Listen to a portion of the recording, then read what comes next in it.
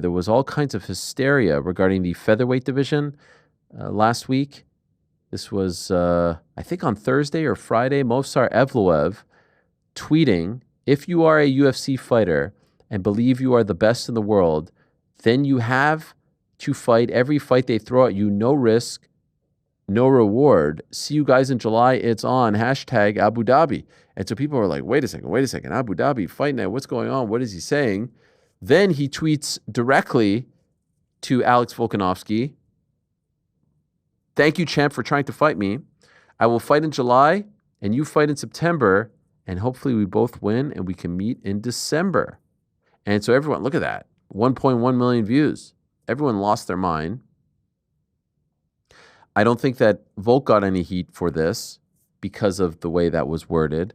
And to his credit, Volk said even before the Diego Lopez fight, hey, I'm going to beat this guy, and then I want to fight Movsar. He's the guy. And then even after the fight said, hey, I want to fight Movsar. Even though he may not be the biggest name, even though he may not be the most popular fighter, may not have the most exciting style, Volk has not and has never shied away from any of this. Maybe it's because he's a fighting champion, he's just that kind of guy, or maybe because there was once a time where he was in a spot where, people weren't banging the drum to fight him.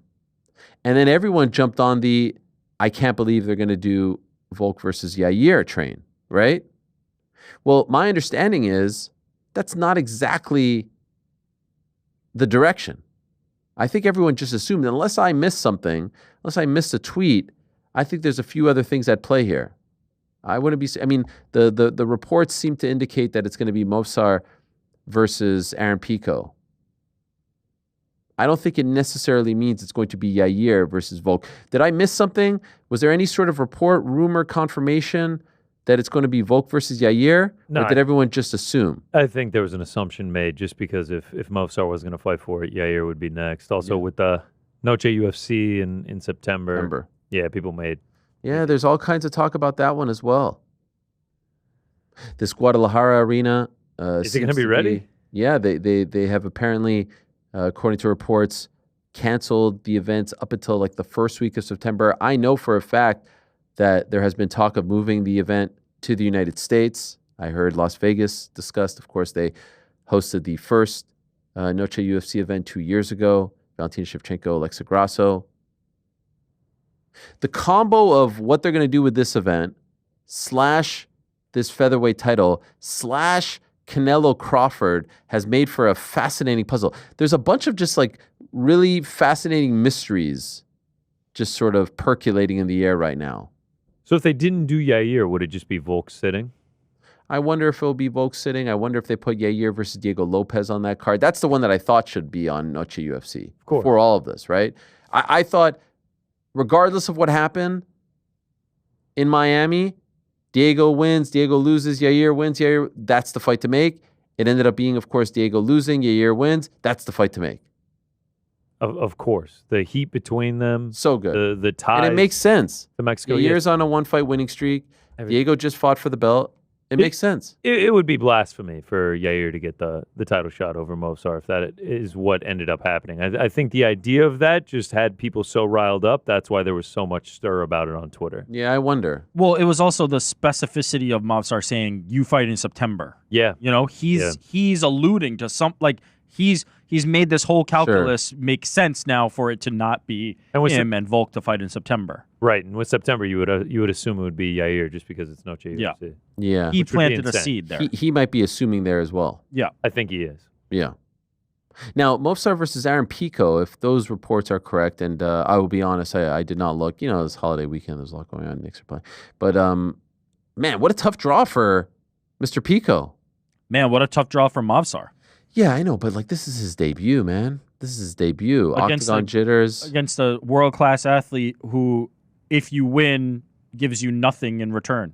Just derails you from... Well, you can knock him off. A, the promotion loves you, and B, you can now claim, hey, I'm the guy. Wait, I'm talking about Movsar. Oh, no win situation for him. Sorry. He gets a beast who does nothing for his stock. Hype. Pico has lost before. I think this is a tougher fight for Pico than it is for Movsar. I agree. Right? But I do also agree with Rick in the sense that If Movsar loses, that's it for a title shot for a while. Oh, 100%. 100%. You lose a title shot against a guy who is just coming into the promotion. It's not like it was like if you like Yair or somebody near the division, top of the division. I don't know. It feels not great for. If Aaron Pico wins, does he get the title shot? No, but I think he puts himself in good position. I don't know what you do at that point. There will be a shortage of serious contenders. I mean, if Aaron Pico wins, why not? Who would deserve it more? It doesn't matter. Like deserve doesn't matter. But who would have the momentum behind him? Yair, bigger name. If Yair fights Diego and loses, Oh. You know what I'm saying? I guess maybe. Yeah. Max is gone. Yeah, 145 would be the opposite of 170. Ilya's gone. Movsar is obviously who we're talking about. Yair, Arnold Allen's out there, but needs a. Lerone is still kind of on the outside looking in at the moment. Doesn't have that signature win. I think Pico would get it. Lerone would be very. So this again, to my point, this is all risk for Movsar. Oh, it's 1,000% risk. He should get the title shot right now. Movsar is tied for 4th with that year. Yeah, undefeated in the UFC, undefeated period. 9-fight winning streak. And he has to take on some guy just debuting. Crazy. Yeah, Here's 1 and 2 in his last 3. Got finished by. It's gangster. Don't get me wrong. Movsar's a stud for it, but I don't know. It's tough. Yeah, it's very tough. It for sure. It's as they say. It's definitely tough. It's tough. Not as they say, as you say. You are the originator. It would be for me. Obviously, thinking on the spot for Aaron Pico would be one of the toughest debuts in UFC history. Would have to be up there, yeah. Yeah. You're coming into the promotion against him. Without a title on the line? Yeah, exactly. Like Asakura getting Pantoja is no easy task, but obviously the title is on the line. Man, that's a great question. What is the toughest debut ever? That's Gilbert, up there. did Melendez? No, Melendez. Melendez came into a title fight against Benson, right? Was that before the Diego Sanchez fight? Yes, I think it was before. Just fighting for a title kind of make it that changes it though, because that's different. Yeah. Now you're the man. You're trying to unify this, that. The dudes that came over from WEC, some of the Strike Force. But in terms of like debuts, Aaron Pico against Movsar, I mean, he could fight a million guys, and he's fighting this killer. I mean, who makes a lot of people look bad? Pat Cummins against DC. Pat Cummins against DC was maybe it. That might be the toughest out ever. Is maybe it. Do you know that story, GC? No. Pat Cummins was 3-0, 4-0. I mean, just did not have a lot of fights at all. His manager, Ryan Parsons, would constantly tell me he can't get him a fight. What was he at that point? He was probably, I'm going to say 4-0. 3-0. 3-0. Sorry, 4-0. 4-0. Can't get a fight. He would tell me he had a couple. What was he doing like in those fights? He was winning all of them. First round knockout or first round finish in all 4 of them. Yeah, collegiate wrestler, some hype behind him. DC is supposed to fight Rashad Evans. The fight's in about 10 or so days. Rashad gets hurt. DC is devastated. He wants to fight. I believe this is his light heavyweight debut. He's moving down to light heavyweight because Kane is champ and he doesn't want to fight his good friend Kane. He's devastated. I've done all of this. I'm not going to get to fight. Ryan Parsons calls me and he's like, we need to get Pat this fight. This is the perfect opportunity. He'll sell this. There's a backstory. Pat was at the Olympic Training Center, Colorado Springs.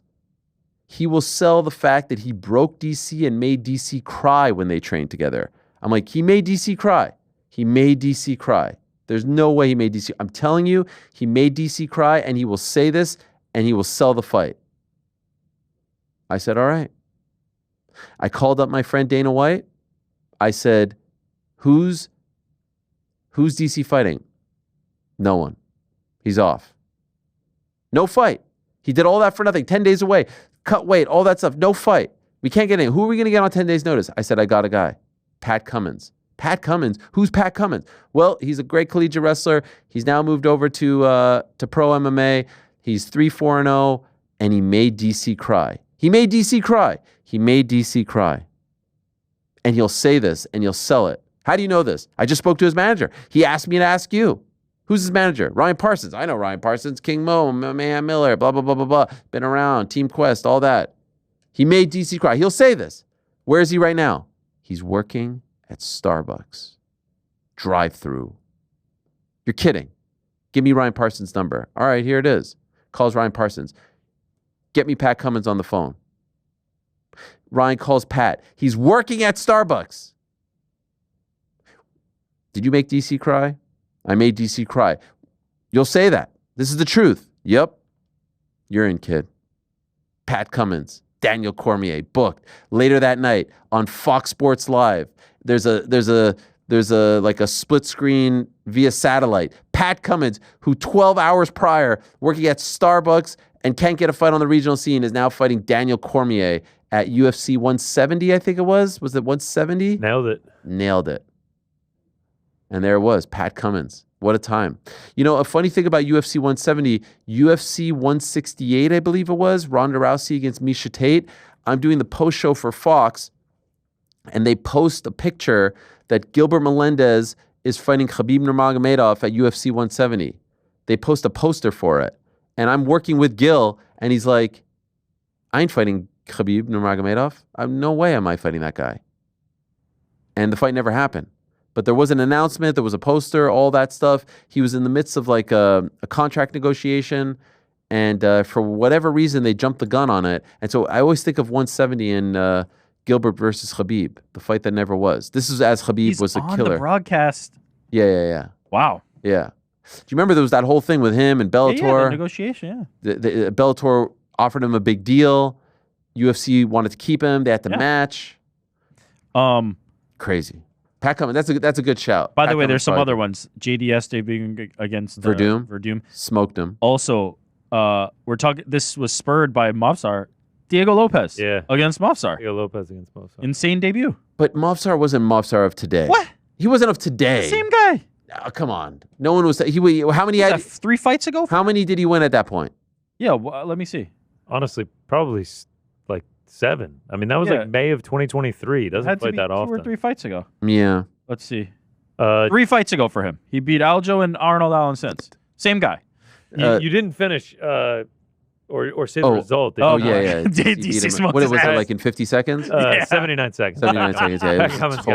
It was a total freaking beatdown. Yeah, he got but one of the good guys. By the way, a great comment here from Lazy Bed. Pat Cummins, from frappes to fisticuffs. My life as a UFC barista, or a heavyweight barista. Is that an actual story that he wrote, or no? He's just suggesting. Book. Oh, look, there's a couple other good ones in the chat. Shout out to the chat, guys. Thumbs up to the chat. Thumbs up. Shogun against Forrest Griffin. No, because Shogun's crazy. Shogun's pride, that's an awful. By the way, leave it to Hut, Pacers fan with Pacer avatar, to suggest Shogun against Forrest Griffin being a bad debut for who? James Toney, Randy Couture. That doesn't count. Shout out to James Toney. That does not Ben count. Askren, Robbie Lawler. Okay, that's a tough one. I mean, Ben won. James Tahuna? That's a good one. James Toney. That's good. No, that one doesn't count because it's like it was a farce from the start. Mayhem versus GSP, way back, but GSP wasn't quite GSP at that point. Yeah, I feel like we're not coming from like being a reputable, like solid fighter in other organizations. Is not the same as like coming off the regional scene into. But I guess Pico's got enough experience. Like, it's Joe comparable. Soto against TJ Dillashaw, but that wasn't really. That wasn't his debut, was it? Was that Joe Soto's debut? I mean, he took the fight. I think it was. Holy shit! But he wasn't supposed to fight him. No, I like that though. That's a good one. Yeah, that is a tough one. Islam versus Arman. That is a great. That might be the one. That's another good one. I don't know. I think the Daniel Cormier one takes it, especially like like Arman had like a fairly competitive decision. Obviously, he lost the fight. Diego, very competitive decision against Movsar. Ultimately, lost the fight. I got it. Iced in Soto. seconds. If you could top Soto versus TJ, I think I got it. Shocked. I think I got it. Shout out to Paul Linderman on YouTube chat. Oh, shout out to Paul. Brock versus Mir. No. What? Frank Mir was a former champion. Yeah, Brock Lesnar is the specimen of the Brock entire had universe. one pro fight. Joe Soto had fought Tyrion Ware at Tachi Palace fights 20. I know, but that wasn't the booking, though. It wasn't the booking. 3 so weeks later is fighting disqualified. TJ Dillashaw. He got that because Hennenbrow hit his head. That wasn't the booking. It doesn't matter how he got it. Yeah, it doesn't matter how you level get it. jump is I'm talking about ridiculous. who was booked. I'm talking about who was booked Starbucks. in that spot. Nah, this is crazy. Sugar Sean versus that kid with green hair that ate 300 big shots. Moutinho. Chris Moutinho. Yeah. Legendary performance. That's a good one. Beast mode. Yeah, that was Fighting TJ Dillashaw 3 weeks after fighting at Tachi Palace is the one. That's 100%. I got another one. Daryl Horcher against Khabib. Remember that? Horcher taking that fight on short notice on Fox. Actually, now that I think about it, that might be the Tony one. Ferguson versus Soto Lando hung in there for Venata. 5 rounds. Yeah, he did. I think Brock getting knee barred in 90 seconds, Pat Cummings getting knocked out in 79 seconds. I think that proves how difficult of a task it was. Okay, what about Mario Bautista against Patchy Mix? Patchy's incoming? No. No, Bautista could be champ. No. Could be. Isn't. Basil Hafez, JDM. Give Short him a good notice. fight, though. Don't hate that one. Anyway, it's a tough debut, but It's a tough debut. he's been around. Thanks for watching this video. Before you go, if you haven't already, hit that subscribe button for us. Also, give us a thumbs up, leave a nice comment. These things go a long way. And while you're here, do check out the rest of the channel. We've got live shows and full interviews, clips, and a whole lot more. We're doing big things here, and we appreciate your support very much.